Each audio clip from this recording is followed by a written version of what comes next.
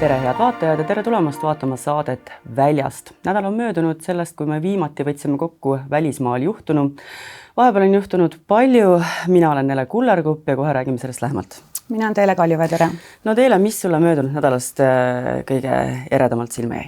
Ma hoidsin ennast kursis Pekingi tippkohtumisega, kuhu siis Trump läks Hiina presidendiga kohtuma. Järellainetus oli päris huvitav, analüüs oli väga huvitav lugeda. Mõned päevad hiljem käis ka Putin kohtumas. Just täpselt ja sinna ma tahtsingi jõuda, et tegelikult ükskõik, kuidas Ameerika meedia seda ka ei kajastanud, siis tegelikult võitjaks või nii-öelda parema otsa nendest läbirääkimistest ikkagi jäi Hiina poole.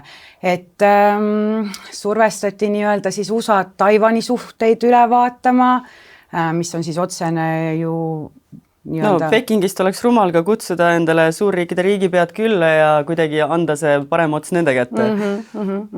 Aga jah, et naljakas oli vaadata, kuidas meedia erinevates regioonides seda tippkohtumist kajastas, et Ameerikas oli ikkagi niimoodi, et kõik läks hästi, meie Trump ja vaadake, millega nad kõik tagasi tulid, et tegelikult vaadates nii-öelda Euroopa meediat, kus on siis indeks natukene kõrgem ja võib-olla usaldusväärsemad analüüsid, siis jah, naljakas oli ikkagi lugeda neid väga propagandamaigulisi analüüse. Jäi nendest analüüsidest midagi sulle ka eredamalt meelde? Ja mis mulle eriti jäi silma oli Tšehhi presidendi väljaütlemine The Guardianile, kus ta ütles, et tegelikult võiks NATO kasutada üldsegi sellist viisi, et lülitada Venemaa internetist täiesti välja.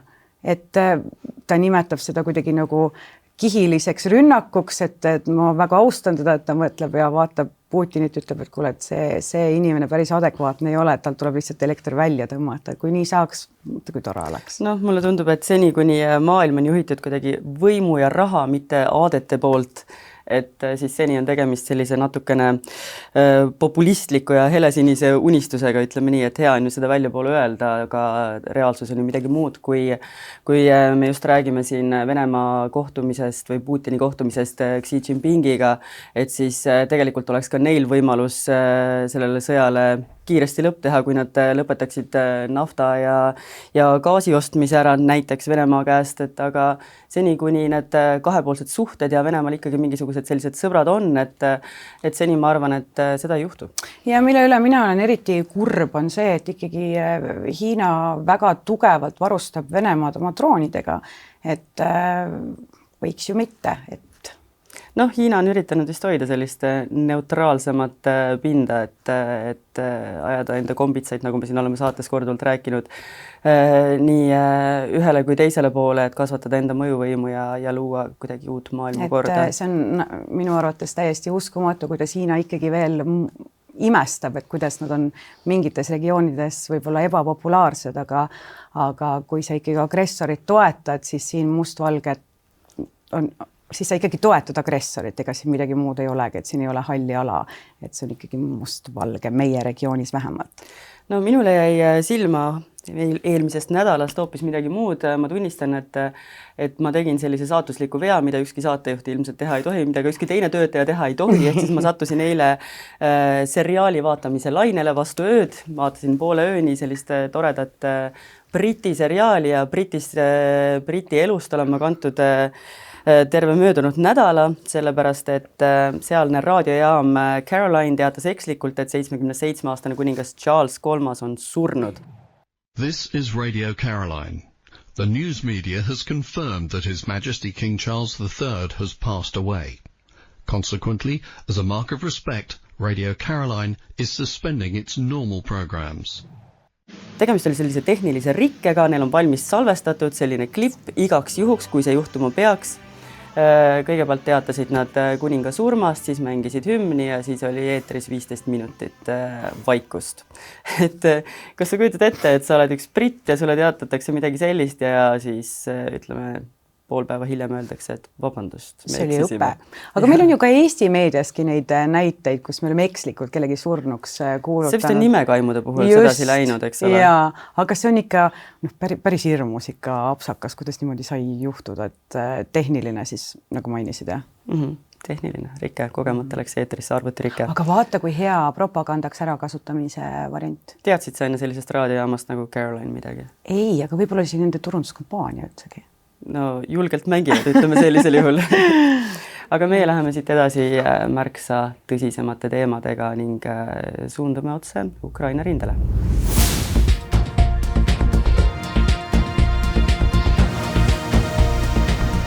Äsja lõppesid nii Eestis kui ka kogu Balti regioonis nimekiri julgeolekukonverentsidest. Neist suurim muidugi Lennart Meri julgeolekukonverents, kuid ka NATO, Diana ja erinevad kaitsetehnoloogia foorumid. Kindralitel, kes seal esinesid, on alati oma sissevaade ja info, mida nad jagada tohivad.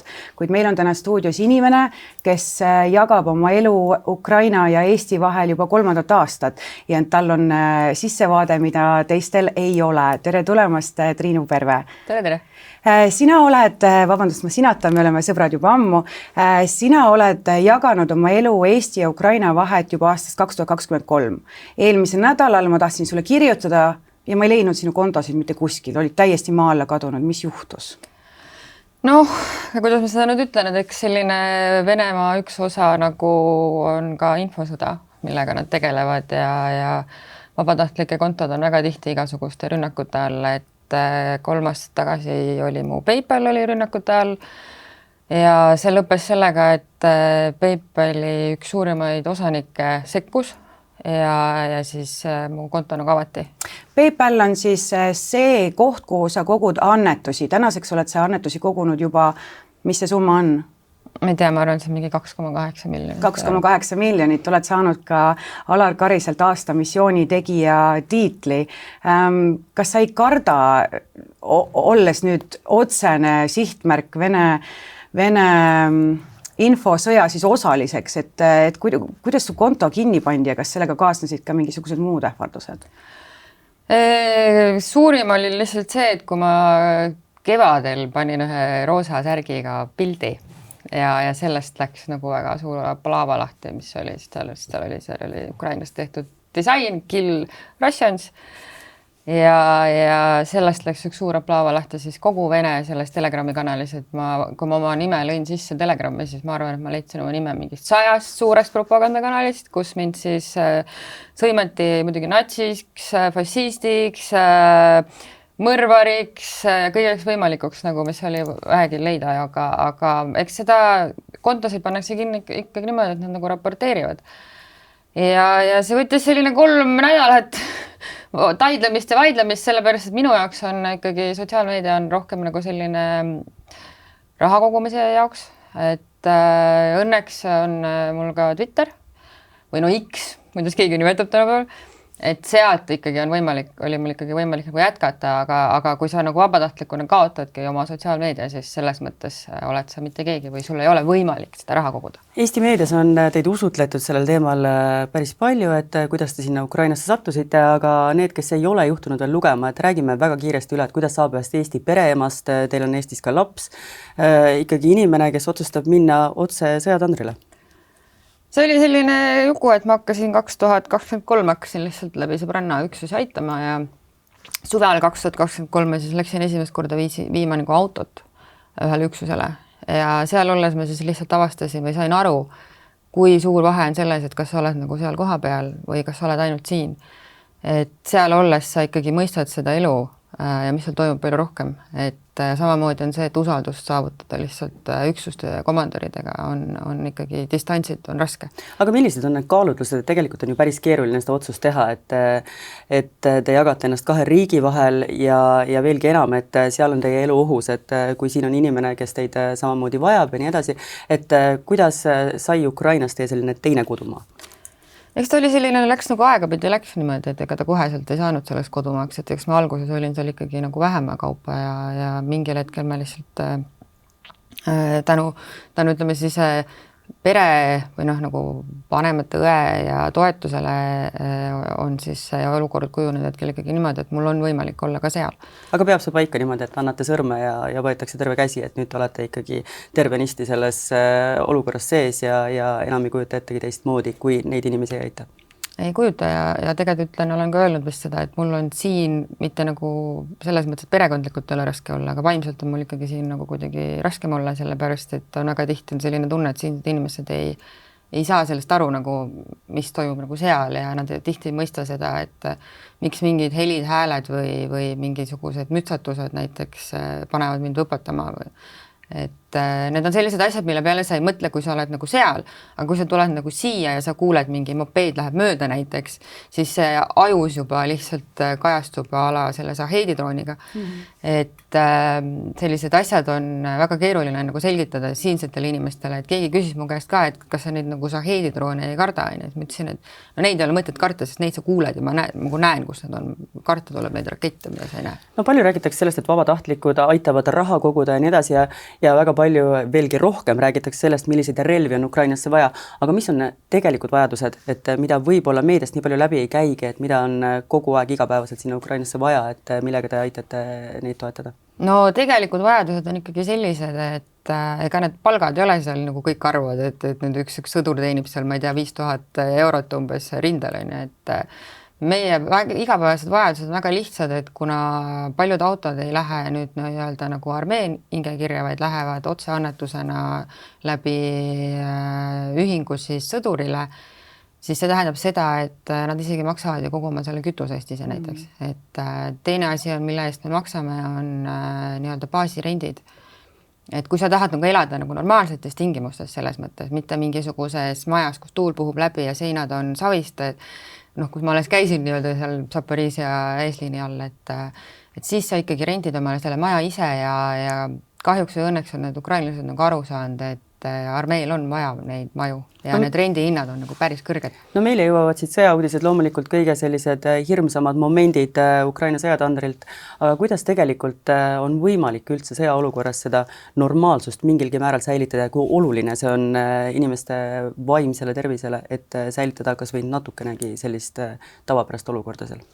Eks see tavapärane olukord sõltub sellest, mis on su enda nii-öelda ka psühholoogiline valmisolek või tase nagu, et pärast seda 3 aastat, ma arvan, minu jaoks on väga palju asju mind enam nagu ei kõiguta üldiselt. Olete elus kõik ümber hinnanud? Kõik olen ümber hinnanud selles mõttes, et mul ei ole, ma tean, et ma võin elada niimoodi, et mul on mingi riided on ühes seljakotis ja ma lihtsalt, see ongi kogu nagu see varustus, mis on. Aga kui ma ütlen nagu niimoodi, et näiteks kui naiste koha pealt vaadata, siis tõesti on see, et kui nad saavad sealt rindelt ära, eks nad ikkagi on täpselt nagu tavaliselt Eesti naised, nad lähevad juuksurisse, nad üritavad käia kuskil ilusalongis, lihtsalt inimesed ei saa nagu sellest aru väga tihti, kui seal vaadatakse neid pilte ja välja mingi Vene propaganda, et umbes Ukraina sõdur naised näevad head välja, võitlejad. Ma ütleks, et Ukrainas iluteenuste hind võrreldes läänemaailmaga on ikkagi väga teine. No hind hinnaks, aga pigem on vist küsimus selles, et kui loobutakse sellest igapäevaelust ja kui loobutakse sellest kõigest inimlikust, siis on juba vaenlane võitnud. Ja ega seal on selles mõttes ikkagi, et elu läheb täiesti edasi, et hommikuti sa lähed ikkagi kohvikusse ja võtad omale kohvi või kui sa oled nagu ka eesrinde lähedal töötavad kohvikud selles mõttes, ega see ei ole nagu kadunud kuhugi, et kõik üritavad ikkagi elada nagu võimalikult normaalselt, aga lihtsalt seal on see vahe, et kogu aeg võib midagi juhtuda sinuga. Triinu, jaga äkki, kuidas sinu tavapärane elamisolukord seal on? Tean, et töötad väga huvitava üksuse juures, nimelt Brasiilia sõjaväeluure eriüksustastega, on mul õigus?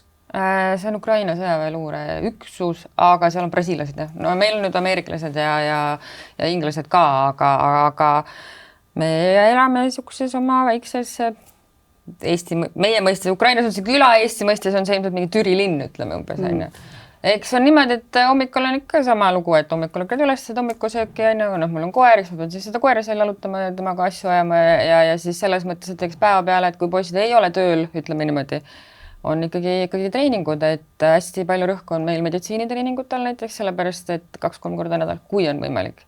On samamoodi on meil näiteks demineerimiskoolitused, on meil igasugused laskmiskoolitused, et ma ei ole ju selles mõttes lepinguline sõdur, et ma olen ikkagi nagu vabatahtlik, kes aitab. Kes elab nendega koos. Ja kes elab nagu nendega koos, et kui mul ei ole vaja näiteks, kuna ma olen nagu siit on ka nagu näha, ma olen ka nagu frontline meediks, ehk siis eesliini meedikute sotsiaalmeedia juht, see tähendab ka seda, et ma käin ikkagi aeg-ajalt reisidel idas, ehk siis Donbassi poole peale, et aga kui ma elan nagu oma tavapärast elu, siis ütleks niimoodi, et see sõltub seal väga palju üksusest, mina lihtsalt elan sellise üksusega, kellel on võib-olla natukene vabamad käed, ütleme niimoodi, et oma asju ajada nagu. Et treeningud on tehtud ja töö on tehtud, eks me siis lihtsalt ma mainisin äsja julgeolekukonverentsi, mis oli äsja lõppenud, nii siis Lennart Meri kui ka NATO Diana ja teised säärased suured. Kõikidel kõlas ikkagi üks märksõna Ukraina hetkeolukord. Kuidas sinul otse tulnuna see kommentaar oleks, mis hetkeolukord seal siis praegu on, kas Venemaa näitab väsimuse märke, kas ukrainlaste kaitsetahe ja võiduvalmidus ikkagi püsib, et kuidas see meeleolu ja kuidas see päris olukord seal praegu on?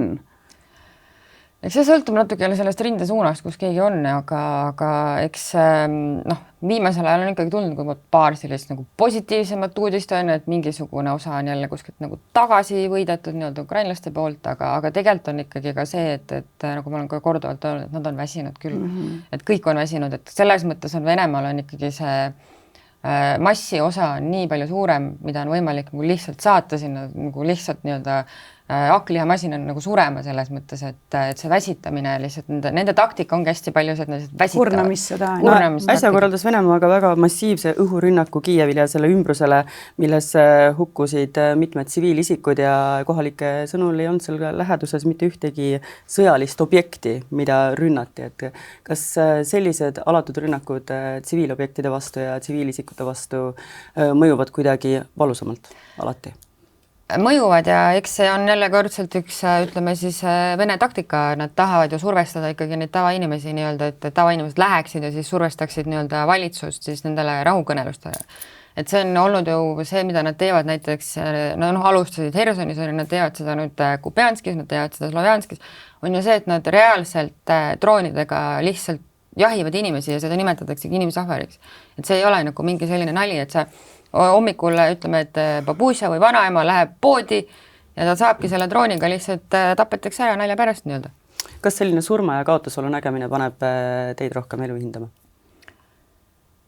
See paneb mind elu hindama küll mingil määral, aga teises mõttes teeb see su nii tuimaks, et sa ei oska mitte midagi tunda. Oskaksite te täna enam tagasi selle eelmise elu juurde pöörduda, mis teil oli enne sinna minekut? Ma arvan, ma ei ole selleks võimeline. Pärast seda kõike, mida ma näinud. See nähtu kummitab? See nähtu kummitab ja ma tean, et ka neid poisse, kes on välismaalased, kes on läinud tagasi, nad on mingi aja pärast ikka tagasi. Nad ei tule või ei oska nagu tulla tihti toime selles kõige tavapärasemas nagu olekus. Et mul on jah selles mõttes üpriski eluterve võimalus, et ma saan tulla ja olla oma perega ja oma lapsega, aga tegelikult on ikkagi raske ja su mõtted on ikkagi väga tihti on nagu seal. Mitte selles mõttes, et ma oma last ei armastaks või tahaks koos olla, aga kui seal on lihtsalt nii palju nagu toimumas ja igapäevaselt kõik on nii aktiivne või tuleb nii palju neid uudiseid peale, millega sa kogu aeg kursis oleme, siis on üpriski keeruline end siin välja lülitada. Pigem panustate sinna, et see olukord ei jõuaks meie koduhoovile ja et teie laps ei peaks seda nägema? See on olnud kogu aeg nagu üks minu eesmärk, et see jõuaks siia, sest et ma arvan, et inimesed ikka veel ei saa aru, et kui ükskord seal rinne langeb, ega meil siin pikka pidu selles mõttes minu meelest ei ole. No meil on väga palju näha tegelikult inimeste hulgas seda sõjaväsimust, osati on see kindlasti ka hirm, aga inimesed väljendavad enda hirmu tavaliselt sellise vastumeelsusega. See on nagu parim kaitse on rünnak, et sa ei näita välja seda, et sa kardad. Mida öelda nendele inimestele, kes tegelikult arusaadavalt on väsinud sõjauudistest, kui sul ikka igapäevaselt uudisvoogu troonib seal Ukraina sõjablogi ja uudised Lähis-Idast ja see on kõik see, mille keskel sa siin meedias elad, siis mida öelda nendele inimestele, kuidas sellest sõja väsimusest üle saada ja kuidas olla siis võib-olla toetavam kas või hingelt? Ma ütleks lihtsalt seda, et sa ei ole selle keskel, millest sa väsinud oled üldse. Alustame sellest. Millest te Eestis siin väsinud olete uudiste lugemisest või? Nagu päriselt või? Räägime tagasi või tuleme tagasi annetamise juurde. Kui sõja alguses oli Eesti selline annetamiskultuur hoopis midagi muud, kui ta on praegu. Teatavasti ei ole ka mõned poliitikud kaasa sellele aidanud, miks annetamiskultuur on sellises olukorras, nagu ta praegu on. Kuidas inimesed praegu kaasa aidata tahavad, et kas nad pigem tahavad konvoidega autosid tuua, kas nad tahavad raha annetada, missuguseks selline põhiliseks annetaja rahvuseks sulle praegu keegi saanud on? No kindlasti ei ole need eestlased, sellepärast, et nagu ma olen ka öelnud, et see, mida proua Lehtme korraldas, tegi ikkagi kõigile vabatahtlikele ikkagi väga palju halba ja seda tehakse siiamaani, selles mõttes, et kui minust on mingi uudis või minust räägitakse, siis ikkagi on nagu kogu aeg kommentaarid, et ma nagu varastan raha, kuigi ma võiks öelda, et ma alles käisin nagu Ukrainas ka SBU kontoris istumas, just oma vabatahtliku tööst rääkimas ja ma küsisin otse välja, kas teil on nagu mingi kahtlus, et ma varastan mingit raha või mingi küsimus. Ei, et nad lihtsalt tahtsid nagu eestlast tundma õppida. Et täitsa, et mul on selline kirjalik paber, et ma kindlasti ei ole mingit raha ära varastanud. Lehtme järellainetus kestab ikka veel edasi. Muutus inimesed paranoiliseks. See on muutnud inimesed paranoiliseks, väga negatiivseks ja väga raske on ikkagi siit Eestist tulebki võib-olla annetusi on siis, kui nii-öelda minust räägitakse midagi. Aga see on niisugune nädalane lugu ja siis on kõigi meelest läinud jälle. Ehk siis enamus annetusi tuleb ikkagi välismaalt ja tulebki mis riigist näiteks? Tuleb Ameerikast, tuleb Saksamaalt, tuleb Inglismaalt, siis mul on see oma doonor, kellest ma olen ka võib-olla rääkinud, on see Belgia kuninglik nii-öelda krahv, päris krahv, kes on siis niimoodi, et tal nagu endal lapsi ei ole. Ja ta ütleski, et kui ta nüüd ära sureb, mis selle rahaga peale hakkab, et ta on otsustanud siis põhimõtteliselt pühendudagi Ukraina aitamisele ja mitte aita ainult mind, vaid ta aitab ikkagi väga paljusid teisi ka. Aga ta ongi nagu sellest koos oma abikaasaga siis teinud nii-öelda elumissiooni.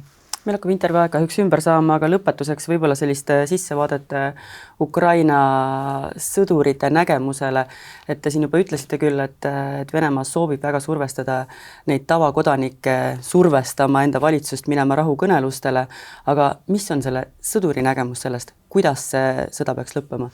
Nii, et need elud ei oleks ilmaaegu kaotatud. Need elud on nagunii ilmaaegu kaotatud, aga et see oleks viinud ka mingisuguse võimalikult valutu lahenduseni. Ma ei usu, et seal on võimalik hetkel leiutada seda valutut lahendust, sellepärast, et nemad ikkagi ei ole nagu nõus alla andma ja just nende... Ehk siis praegu sõja lõppu teie ei näe? Seal ongi nagu, ütleme siis tsiviilide ja armee vahel ongi nagu see vahe, et kui keegi ütleb, et hakkame rääkima mingitest rahukõnelustest, siis sõdurid küsivadki, et aga mille nimel siis nagu need kõik teised hukkusid. Et millisest rahust me siin räägime, et kust see rahu tuleb, et nende hukkunute arvelt nagu, et nende eesmärk on ikkagi lõpuni välja, et... Aga mis on see lõpp? Millise lõpuni? No loodetavasti selleni, et kas siis võidu üle Venemaaga. Et territoriaalne terviklikkus peab säilima, see on A ja O. See on A ja O, aga lihtsalt, et selle tagasisaamine saab olema ikkagi väga keeruline, sellepärast, et mingid osad on ikkagi juba ju aastaid Venemaal ja ma tahaks nagu võib-olla lõpuna öelda inimestele, kes siin Eestis kõvasti seda kogu Venemaad nagu kiidavad, et ütlen sellise asja lihtsalt, et kui ükskord siia tuleb see rakett, siis selle raketil ei ole mingisugust andurit peal, kui ta lendab mingi maja peale, et siin majas on Putini toetaja ja siin on Euroopa toetaja. See saate kõik ühe sama rauaga selle eest, sellepärast, et täpselt samamoodi surevad nad nii-öelda ka võib-olla nii-öelda venemeelsed ukrainlased siis seal idas. Triinu Perve, me täname teid selle sissevaate ja tehtud töö eest. Palun!